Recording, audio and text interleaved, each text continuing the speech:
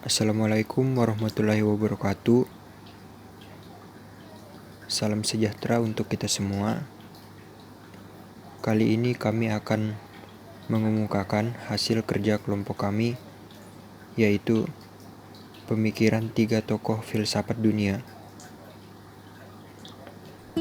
Yang pertama, Plato, kemudian Socrates, dan Aristoteles. 1. Plato. Plato dilahirkan dari kalangan famili Athena, kenamaan sekitar tahun 427 sebelum Masehi.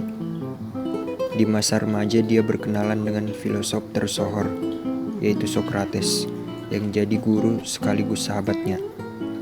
Plato adalah seorang filsuf Yunani klasik, matematika, dan penulis dialog filosofis dan pendiri akademi di Athena, lembaga pendidikan tinggi pertama di dunia barat. Plato membantu meletakkan dasar-dasar filsafat dan sains barat. Dialog-dialog Plato telah digunakan untuk mengajar berbagai mata pelajaran termasuk filsafat, logika, etika, retorika, dan matematika. Filosofis Yunani kuno Plato merupakan lagi cikal bakal filosof politik barat dan sekaligus awal pemikiran etika dan metafisika mereka di pemerintahan. Plato menulis tak kurang dari 36 buku yang kebanyakan menyangkut masalah politik dan etika selain metafisika dan teologi. Pada usia 35 tahun, orang-orang ini yang memang sudah betul-betul meyakinkan mampu menunjukkan penguasaannya di bidang teori-teori dasar harus menjalani lagi tambahan latihan selama 15 tahun, seperti bekerja atau mencari pengalaman. Hanya orang-orang yang mampu memperlihatkan bahwa mereka bisa merealisasikan dalam bentuk kerja nyata dari buku-buku yang dipelajarinya adalah orang-orang yang digolongkan dalam kelas guardian. Sedangkan orang-orang yang bisa menunjukkan bahwa ia bisa mengabdi kepada kepentingan masyarakat, ia akan diterima ke dalam kelas guardian. Menjadi guardian tidaklah banyak mendapatkan uang. Mereka hanya dibolehkan memiliki harta pribadi yang terbatas dan tak boleh punya tanah untuk rumah pribadi. Mereka menerima gaji yang tak seberapa dan tidak dibolehkan punya emas atau perak. Anggota guardian tidak diperkenankan punya keluarga yang terpisah tempatnya. Mereka harus makan bersama dan punya pasangan bersama. Filosof ini merupakan hal melayani kepentingan umum. Begitulah ringkasnya sebuah republik yang ideal menurut Plato.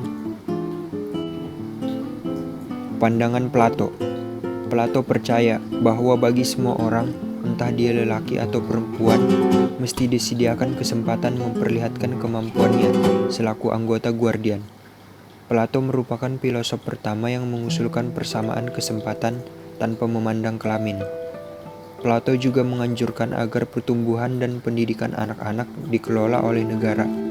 Anak-anak harus memperoleh latihan fisik yang menyeluruh, tetapi segi musik, matematika, dan lain-lain disiplin akademik tidak boleh diabaikan. Mereka yang kurang maju harus diarahkan untuk ikut serta terlibat dalam kegiatan ekonomi masyarakat. Sedangkan orang-orang yang maju harus terus melanjutkan dan menerima dorongan untuk terus berlatih. Bukan cuma pada mata pelajaran akademis saja, tetapi juga mendalami filosofi, menelaah doktrin, bentuk ideal faham metafisikanya. Bentuk terbaik dari suatu pemerintahan yaitu pemerintahan yang dipegang oleh kaum aristokrat, usul Plato. Yang dimaksud aristokrat di sini bukannya aristokrat yang diukur dari takaran kualitas, melainkan pemerintahan yang digerakkan oleh putra terbaik dan terbijak dalam negeri itu. Orang-orang ini mesti dipilih bukan lewat pungutan suara penduduk, melainkan lewat proses keputusan bersama. Orang-orang yang sudah jadi anggota penguasa atau disebut guardian harus menambah orang-orang yang sederajat semata-mata atas dasar pertimbangan kualitas. 2. Socrates. Socrates merupakan seorang filsuf Yunani kuno yang lahir di Athena pada tahun 470 sebelum Masehi, yang merupakan tokoh paling penting dalam filosofis negara barat. Dia adalah orang yang sederhana, yang selalu berpakaian tua dan kumal serta tidak pernah memakai alas kaki. Dia adalah orang yang baik, jujur dan adil. Ayah Sokrates adalah seorang pemahat patung dan ibu Sokrates adalah seorang bidan yang kemudian dengan pekerjaan ibunya itu dia mendapat inspirasi tentang pemikiran yang dilakukan oleh seorang bidan. Filsafat pra-Sokrates hanya membahas tentang objek alam, sedangkan Sokrates di samping membahas alam juga membahas manusia, jiwa, dan yang lainnya. Pemikiran Sokrates. Pemikiran tentang adanya kebenaran umum, karena Sokrates berpikir bahwa tidak semua kebenaran itu bersifat relatif, atau disebut juga cara berpikir induksi, yaitu menyimpulkan pengetahuan yang sifatnya umum dengan berpangkal dari banyaknya pengetahuan tentang hal yang bersifat khusus. Metode dialektika yang sebenarnya telah diterapkan oleh seorang filsuf bernama Zeno yang merupakan murid dari Parmenides. Meskipun demikian, Sokrateslah yang mengembangkan metode ini. Cara kerjanya adalah seperti nama metodenya, yaitu dengan cara bertanya, jawab, atau berdialog. Metode ini juga disebut dengan maieutika atau seni kebidanan. Pemikiran tentang keutamaan adalah pengetahuan. Jadi semua hal yang dikaitkan dengan pengetahuan yang telah ada. Bahkan Sokrates telah menjelaskan bahwa baik dan jahat dalam kehidupan manusia dikaitkan dengan pengetahuan, bukan dengan kemauan manusia. Pemikiran tentang adanya manusia yang abadi atau immortalitas. Sokrates berpendapat bahwa orang yang mati hanya meninggalkan jasad, dan ruhnya akan menuju ke alam selanjutnya. 3. Aristoteles. Aristoteles lahir di Stagira, Masedonia pada tahun 384 sebelum Masehi. Ia meninggal di Salsis, Yunani pada tahun 322 sebelum Masehi. Saat berusia 17 tahun, Aristoteles pergi ke Athena. Di Athena, Aristoteles belajar di Akademi Plato dan tinggal di sana selama 20 tahun. Dan pada tahun 342 sebelum Masehi, Aristoteles kembali ke Masedonia. Ia mengajar seorang anak raja yang kemudian dikenal dunia sebagai Alexander the Great atau Alexander yang Agung. Dan tahun 335 sebelum Masehi, Aristoteles kembali ke Athena. Ia membuka sekolah sendiri yang diberinya nama Lyceum. Aristoteles mendapatkan bantuan dana yang cukup besar dari pemerintahan Alexander untuk melakukan studi dan penelitian. Karya Aristoteles berjumlah sangat banyak. 47 karyanya masih tetap bertahan, dan daftar kuno mencatat tidak kurang dari 170 buku hasil ciptaan Aristoteles. Bukan sekedar banyaknya jumlah judul buku saja yang mengagumkan, namun juga luas daya jangkauan peradaban yang membuatnya menjadi seorang filsuf hebat. Kerja ilmiahnya menjadi ensiklopedia ilmu dan rujukan untuk zamannya. Aristoteles banyak menulis tentang astronomi, zoologi, embriologi, geografi, geologi, fisika, anatomi, dan fisiologi. Pernyataan yang sangat fenomenal saat itu adalah bumi itu bulat, dan hampir tiap karyanya dikenal di masa Yunani purba. Sebagai seorang filsuf, Aristoteles menyumbang gagasan yang brilian untuk tiap bidang. Aristoteles menulis tentang etika dan metafisika, psikologi, ekonomi, teologi, politik, retorika, keindahan, pendidikan, puisi, adat istiadat orang yang terbelakang, dan konstitusi Athena. Yang tak kalah penting dari sekian banyak hasil karyanya adalah karya tentang teori logika. Istilah-istilah ciptaan Aristoteles masih dipakai sampai saat ini. Informasi, relasi, energi, kuantitas, kualitas, individu, substansi, materi, esensi, dan sebagainya.